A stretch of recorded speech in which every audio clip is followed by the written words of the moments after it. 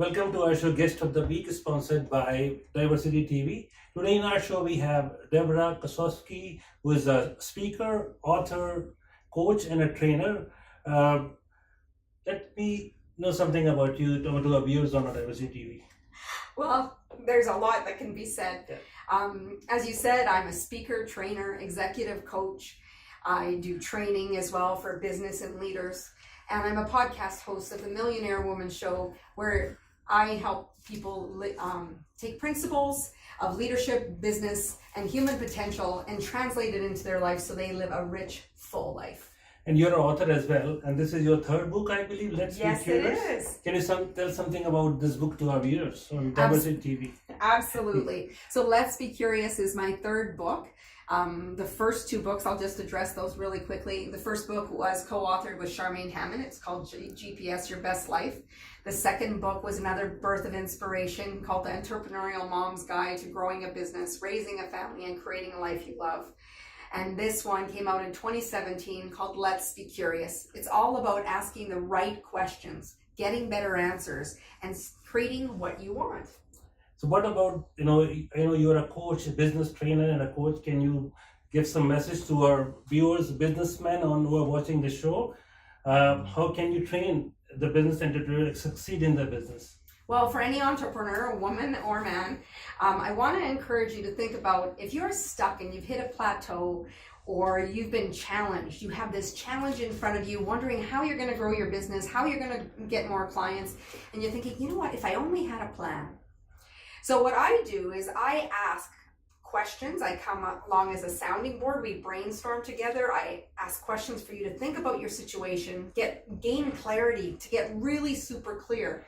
Because when you get clear, you're able to be more decisive, make great decisions, and that's when we can start creating the plan that gets you from where you are right now to where you want to go. So do you do one-to-one with them or sessions, and how it works? Yeah, so I do one-on-one sessions. Locally, there'll be times I can meet you, one-on-one at a coffee shop or an office. The other times I use Zoom as a platform. We can use Skype as a platform because business owners, they're busy. There's that travel time of meeting people in different places. So sometimes we have to use technology. I've coached people in Halifax and I've coached people, in Manhattan. So you need to be able to be flexible. And I want to meet people where they're at and not let the location or geography be a limitation of how we can serve each other. How can you say that, networking can help business to grow? Absolutely. And there's many people who are scared of networking. So it makes them all sweaty, or they avoid going to networking parties. But if they go to a networking mixer, some people, they'll gravitate to the walls hoping that someone will come and talk to them, and then there'll be others like... What should they do then? They should exchange business cards or... Well, here's the thing. Yeah. One of my greatest pet peeves is people going to a networking event, handing out their card like they're playing blackjack. Okay, we don't want to be doing that. When you're networking, you need to start building and go in there with the intention of meeting 1 to 2 key people, no more than that, to start building those relationships, getting to know who they are. You have to have that know, like, and trust factor. If you want people to give you a referral, they're not going to give you a blind referral and say, hey, you know what, this person's perfect for you, when I know nothing about you. So I want to know a little bit about your business. I want to know maybe if you have family. What do you do? What do you do for fun? Yeah.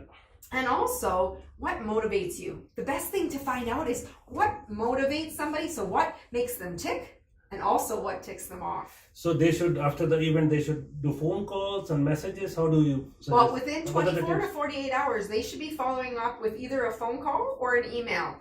This is where business is lost. You have people top of mind who you've just met. And if you wait 1 week, 2 weeks, 3 weeks, and there's this stack of business cards on your desk, you're missing out on opportunity.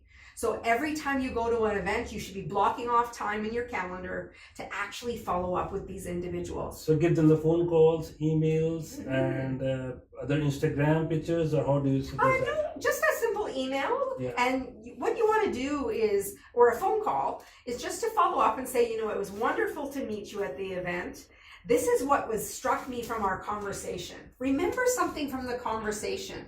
And if you learned what motivates them, if you learned something about their family, maybe you might follow up with an article from LinkedIn or Forbes or Entrepreneur that resonated in your conversation and say, you know what, I just came across this article. I think it might be of benefit to you. The trouble is when some people go networking, they're right away wanting to sell to people right away. And you haven't even built a relationship. So it's like hitting the bedroom on the first date. We don't want to be doing that. We want to be building a relationship that's sustainable. What do you think about social media? Is it affecting businesses to grow, succeed? Like Facebook, Instagram. So if instead of, there were newspaper ads, like different TV ads, people. So what now, like social media is there. So like introducing themselves, their business, and what are the tips about that you would like to share? So when it comes to business, Facebook's great, but the biggest thing is, LinkedIn is the platform for professionals, truly. But I want you to consider, where does your avatar hang out? We don't want you hanging out on Instagram if your business owner is only on LinkedIn. So you really got to know who your avatar is. What is their demographics? What is their psychographics? What is their sales profile? And where are they hanging out? So the thing is if we are going to places where our avatar isn't, it's like in social media, it's not going to serve you. So you need to be playing in the realm where your clients from where are. you get the business, right? Exactly. The platform where they can get the business. Because if they're not hanging out there, you're wasting your time. Wasting your time, And money. And the book is here, Let's Be Curious, and any message for our viewers on Diversity TV?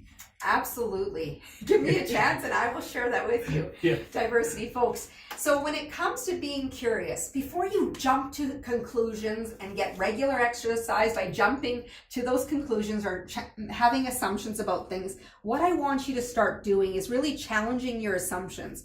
And that comes from asking questions. I think what happened is a long time ago, you were shushed. Shh. No, you're not supposed to talk. You're not supposed to ask questions. And I think people have failed in the fact that they hesitate now to ask questions, and asking questions is so important. So when you put that right ask out there, thinking about the questions and answers that you want to find out about, your solution will be found in the questions you ask. So ask the question that you want to know, and knowing that once you ask one question, you get a response, you can continue to ask more questions. More questions, and get the answers that you want. Then you can be more decisive. Thank you for coming to our show, Deborah, on Diversity TV. My pleasure. Thanks for watching our show, Guest of the Week, sponsored by Diversity TV. Keep watching Guest of the Week.